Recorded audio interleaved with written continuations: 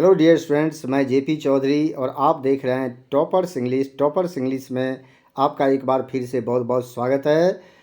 तो प्यारे बच्चों, इस वीडियो में मैं आपको आर्टिकल राइटिंग से संबंधित फॉर्मेट और ढेर सारे हॉट मल्टीपल चॉइस क्वेश्चंस और उसके आंसर भी बताने जा रहा हूं, यानी कि आपको पूरी तैयारी करवाने जा रहा हूं।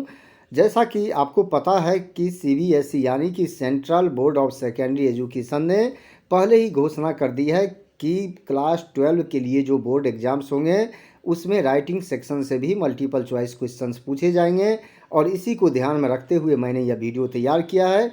इस वीडियो को अंत तक देखिए और आप तैयारी कीजिए। वीडियो को आगे बढ़ाने से पहले मेरा एक रिक्वेस्ट है कि अगर आप फर्स्ट टाइम चैनल को देख रहे हैं तो आप जल्दी से टॉपर्स इंग्लिश को सब्सक्राइब कीजिए और वीडियो अच्छा लगे तो आप इसे ज़्यादा से ज़्यादा लाइक और शेयर ज़रूर कीजिएगा। तो आइए बिना टाइम वेस्ट किए सबसे पहले फॉर्मेट के बारे में जानते हैं कि इसका फॉर्मेट क्या होता है, फिर मैं आपको ढेर सारे मल्टीपल चॉइस क्वेश्चंस भी बताऊंगा।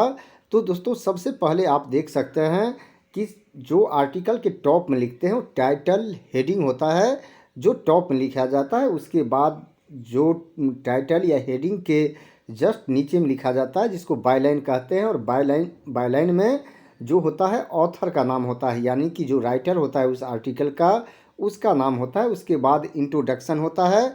तो इंट्रोडक्शन में आप पहले टॉपिक को इंट्रोड्यूस करते हैं, अब रेलिवेंट फैक्ट या कोटेशन मार्क्स से आप शुरू करते हैं। फिर डेवलपमेंट ऑफ टॉपिक होता है, यानी कि उसको डिस्क्राइब करते हैं। उसमें merit, demerit, cause, reason, effects, result, positive negative points जो भी आपके मन में है आप उसे लिखते हैं। उसके बाद सम अप करते हैं। सम अप में आप अपना कमेंट्स देते हैं, रिकमेंडेशंस देते हैं या steps to be taken, suggestion, solution, जो भी आपके पास सलूशन अवेलेबल है वो लिखते हैं। और फिर लास्ट में कंक्लूजन होता है जहां आप होप व्यक्त करते हैं या फिर वार्निंग देते हैं या फिर आप अपील करते हैं या कॉल फॉर एक्शन करते हैं। तो ये कंक्लूजन का पार्ट होता है। तो दोस्तों, आप जो स्क्रीन पर देख रहे हैं ये फॉर्मेट है। इसके आगे अब मैं आपको मल्टीपल चॉइस क्वेश्चंस और उसके आंसर बताने जा रहा हूं। तो फर्स्ट क्वेश्चन आप स्क्रीन पर देख सकते हैं कि आर्टिकल इज आर्टिकल क्या है। वो short piece of writing, long piece of writing, exaggeration of lies, D all of these. तो प्यारे बच्चों, इसका सही आंसर होगा बी कि ये लॉन्ग पीस ऑफ राइटिंग है। Question number 2, article writing is meant for a small group of readers, large group of readers, employed people, only unemployed people. तो प्यारे बच्चों, इसका सही आंसर होगा बी, यानी कि आर्टिकल राइटिंग जो होता है आर्टिकल होता है लार्ज ग्रुप ऑफ रीडर्स के लिए। Question number 3, what is placed on the top of an article, यानी कि आर्टिकल के टॉप में क्या लिखा जाता है। A date, B heading oblique title, C subscription, D salutation. तो आप समझ गए होंगे इसका आंसर होगा बी, यानी कि हेडिंग टाइटल को सबसे ऊपर लिखते हैं। Question number 4, which of the following is correct about the title in an article writing, यानी जो आर्टिकल राइटिंग होता है तो ये जो ऑप्शन दिया है इसमें से करेक्ट क्या होता है टाइटल के संबंध में। Option A, it should be short. Option B, it should be short and irrelevant. Option C, it should be eye catching. D, it should be a long tail keyword. तो प्यारे बच्चों, इसका सही आंसर क्या होना चाहिए। इसका सही आंसर होगा C, it should be eye catching. Question number 5, what is placed just below the title of an article, यानी कि जो आर्टिकल के टाइटल होता है उसके जस्ट नीचे क्या लिखा जाता है। Option A date, B byline, C place of the writer, D salutation. तो इसका सही आंसर होगा बी, यानी कि बायलाइन होता है। Question number 6, dash states the name of the writer, यानी कि इसमें से कौन सा राइटर का नाम बताता है। Option A heading, B byline, C dateline, D none of these. तो प्यारे बच्चों, इसका सही आंसर होगा बी, यानी कि बायलाइन जो है वो राइटर का नाम होता है। बायलाइन की जगह जिसको बायलाइन कहते हैं वहाँ राइटर का नाम होता है। Question number 7, which of the following is not an element of an article, इसमें से कौन सा आर्टिकल का पार्ट नहीं है। A date, B subscription, C salutation, D all of these. तो डियर स्टूडेंट, इसका सही आंसर होगा डी, यानी कि इसमें से कोई भी आर्टिकल का पार्ट नहीं है। Question number 8, what makes an article good?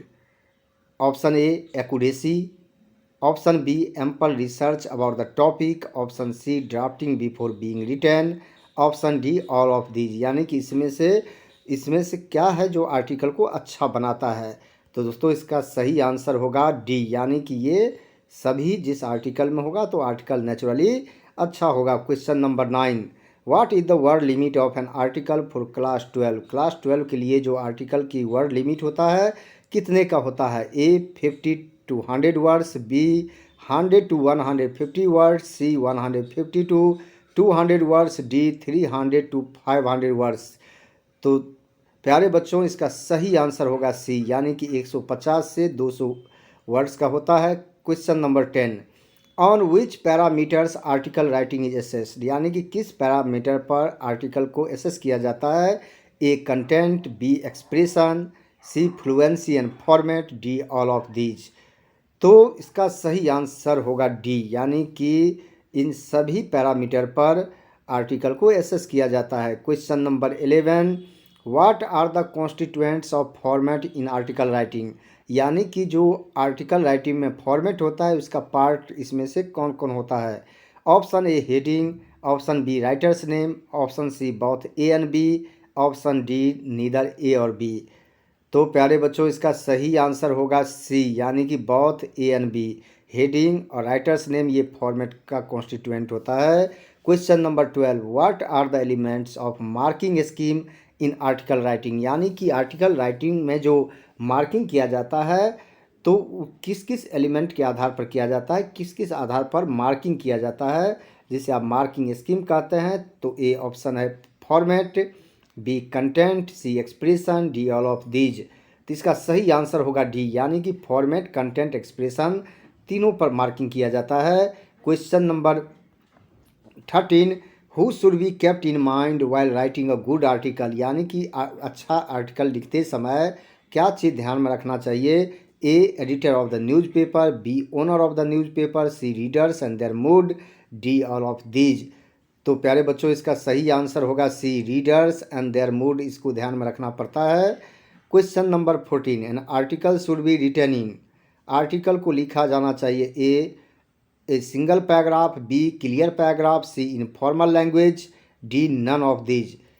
तो डियर स्टूडेंट इसका सही आंसर होगा बी, यानी कि क्लियर पैराग्राफ में लिखा जाना चाहिए। Question number 15, how many paragraph should be there in an article? Article में कितने पैराग्राफ्स होने चाहिए?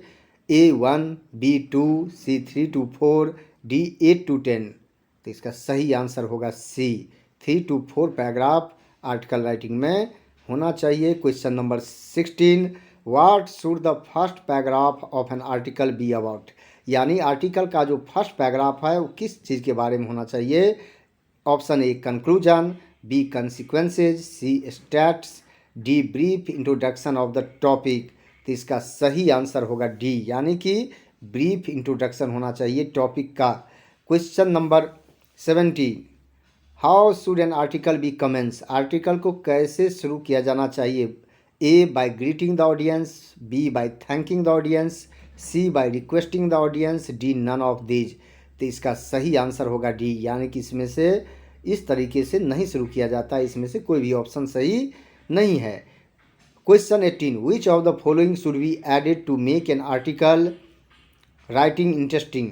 इसमें से क्या इंक्लूड करने से जो आर्टिकल है इंटरेस्टिंग बन जाएगा? A quotes, B statistics, C both A and B, D neither A और बी। तो इसका सही आंसर होगा C, both A and B. Question number 19, what can an article describe? Article क्या डिस्क्राइब कर सकता है? A an event, B experience, C person's life, D all of these. तो इसका सही आंसर होगा डी, यानी कि सभी को डिस्क्राइब कर सकता है, इवेंट, एक्सपीरियंस और पर्सनस लाइफ को डिस्क्राइब कर सकता है। Question number 20, what should be the ratio of active and passive voice while writing an article? Article को लिखने में कितना एक्टिव और पैसिव वॉइस का रेशियो होना चाहिए? Option A 30:70, B 70:30, C 50:50, D none of these. तो इसका सही आंसर होगा बी, यानी कि 70-30 का रेशियो होना चाहिए। Question number 21, what do pros and cons means, यानी कि आर्टिकल राइटिंग में प्रॉस एंड कॉन्स का मीनिंग क्या होता है। A advantage and disadvantage, B arguments in favour and arguments against, C positives and negatives, D all of these. तो प्यारे बच्चों, इसका सही आंसर होना चाहिए डी, यानी कि all of these. Question number 22, what is coherence in article writing. Article writing में कोहेरेंस क्या होता है। A logical writing, B orderly writing, C consistent relation of paragraphs, D all of these. तो dear students, इसका सही answer होगा D, logical, orderly और consistent, ये तीनों होना चाहिए। ये कोहेरेंस में तीनों आता है। Question number 23, what are the constituents of expression in article writing, यानी कि आर्टिकल राइटिंग में एक्सप्रेशन का पार्ट क्या क्या है। A spelling, B grammatical accuracy, C coherence, D all of these. तो डियर स्टूडेंट्स, इसका सही आंसर होगा डी, ये तीनों ही कॉन्स्टिट्यूएंट है। Question number 24, what are the elements of conclusion in article writing. Article writing में कंक्लूजन का एलिमेंट्स क्या क्या है। A suggestion, B remedial measures, C reminders, D all of these. तो डियर स्टूडेंट, इसका सही आंसर इसका भी डी ही होगा। ये सभी के सब कंक्लूजन का पार्ट है। Question number 25, how should an article be ended. Article को कैसे एंड किया जाना चाहिए। A thanking the audience, B greeting the audience, C with a suitable conclusion, D all of these. Dear students, का सही answer होगा C, यानी कि विद अ सुटेबल कंक्लूजन। तो डियर स्टूडेंट्स, ये रहा 25 हॉट मल्टीपल चॉइस क्वेश्चंस और उसके आंसर्स। तो मुझे पूरा विश्वास है कि यह वीडियो आपको अच्छा लगा होगा और जानकारी अच्छी लगी होगी। वीडियो अच्छा लगा तो आप इसे ज़्यादा से ज़्यादा लाइक और शेयर ज़रूर करें। यह वीडियो देखने के लिए आपको बहुत बहुत धन्यवाद।